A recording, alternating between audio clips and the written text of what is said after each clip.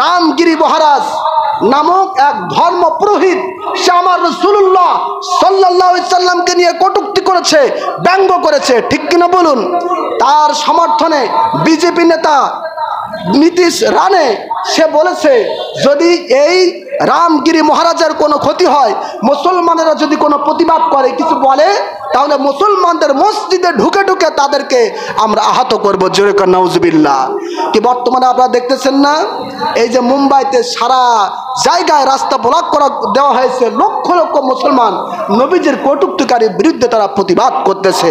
সম্মানিত হাজিরিন, এজন্য বর্তমান আমাদের ধর্ম উপদেষ্টা তিনি বক্তব্য দিয়েছেন যে পূজা মণ্ডপে মুসলমানদের সন্তান, মাদ্রাসার সন্তানেরা পাহারা দিবে, অথচ তার পরিবর্তে তারা মুসলমানদেরকে এটাই শিক্ষা দিচ্ছে যে মসজিদে যে যে মুসলমানদেরকে আহত করবে। জোরে কর নাউজুবিল্লাহ।